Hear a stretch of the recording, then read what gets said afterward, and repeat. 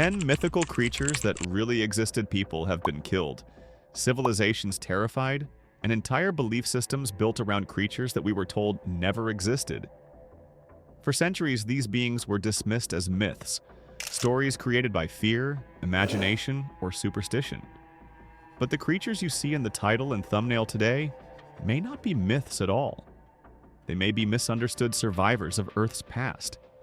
And once you see the evidence, some of these legends suddenly make terrifying sense. Number 10. The dire wolf. This predator could break a bone with a single bite. Fossils show dire wolves lived across North and South America from about 125,000 to 10,000 years ago during the late Pleistocene. As the title and thumbnail suggest, this entry proves a myth creature in your thumbnail actually walked the same ground as early humans. Dire wolves, Onychian dirus, were bigger and heavier than most modern gray wolves, with adult weights commonly estimated between 60 and 90 kilograms and skulls built for powerful, crushing bites. The Rancho La Brea tar pits alone yielded thousands of dire wolf bones, giving a clear sample size that shows they were social hunters and frequent scavengers. They targeted large herbivores, bison, horses, camels, and evidence shows worn teeth and healed fractures consistent with pack hunting and high-impact struggles. That hunting style made them a real threat to any human or hominin who stumbled into a kill site, especially small bands or children. The fossil record doesn't just hint at danger, it maps it. Bite marks on prey bones match dire wolf jaws. You think big wolves were bad? Wait until number 9. Number 9. The giant elephants of Myth. This animal would have made a human feel like an ant. Fossil records place massive proboscideans like Dinotherium and giant mammoths from roughly 20 million to 10,000 years ago, depending on the species. As the title and thumbnail imply, some elephants in myth match real beasts that dwarfed modern elephants.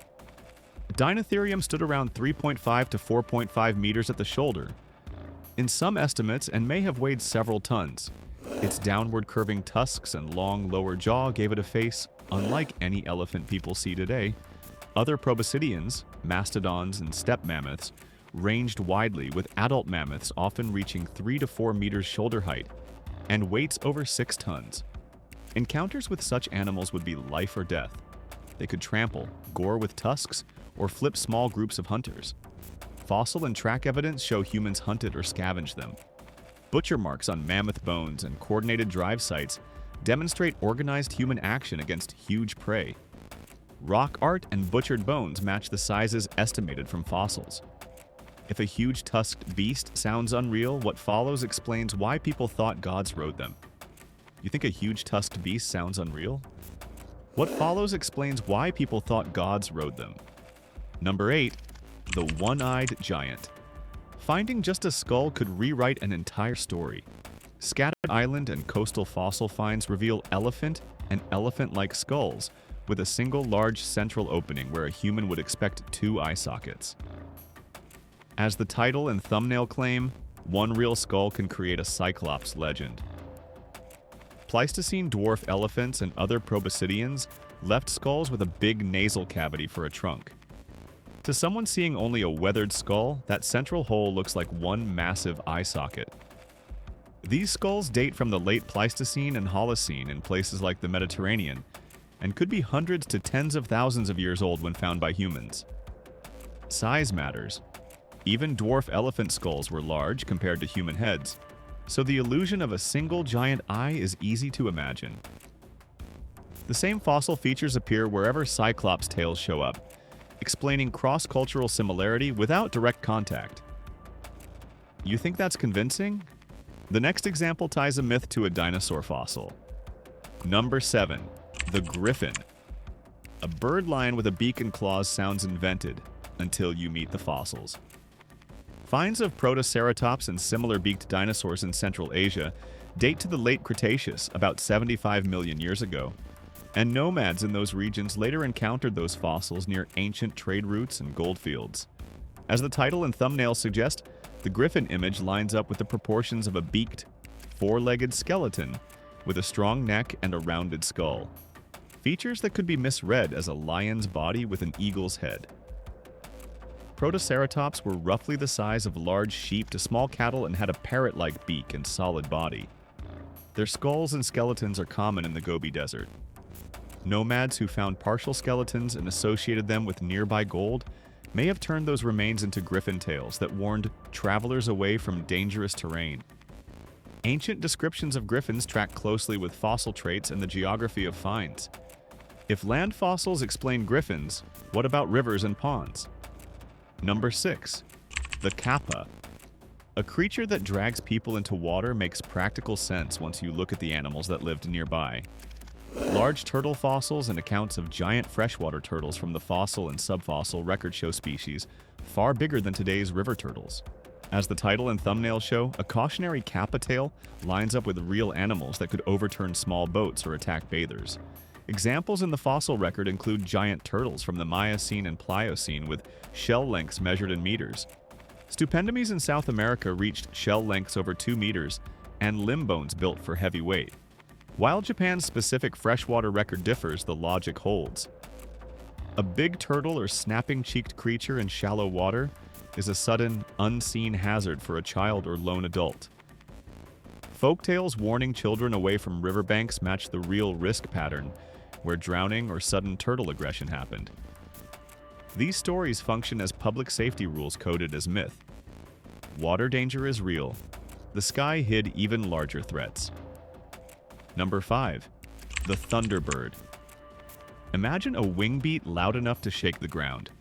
Fossils of Argentavis magnificens and other giant birds from the Miocene, roughly 6 million years ago, show wingspans in the 5 to 7 meter range.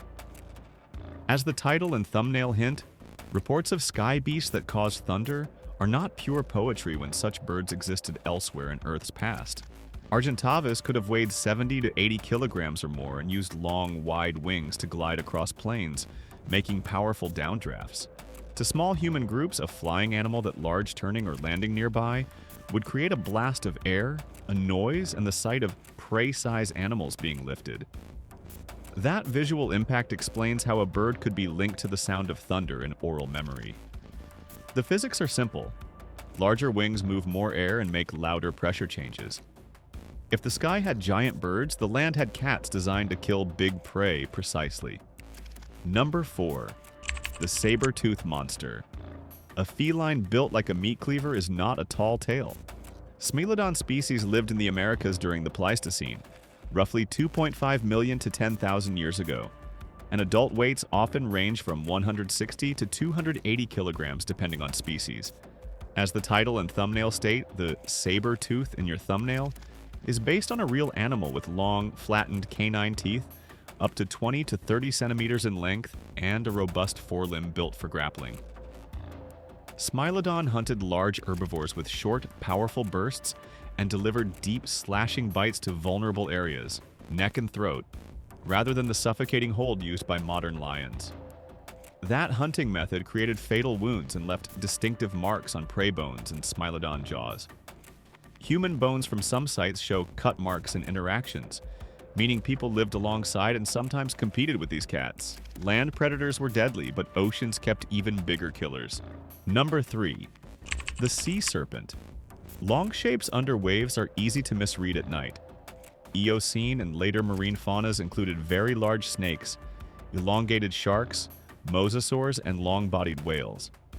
Paleophis and related genera reached several meters in length during the Eocene.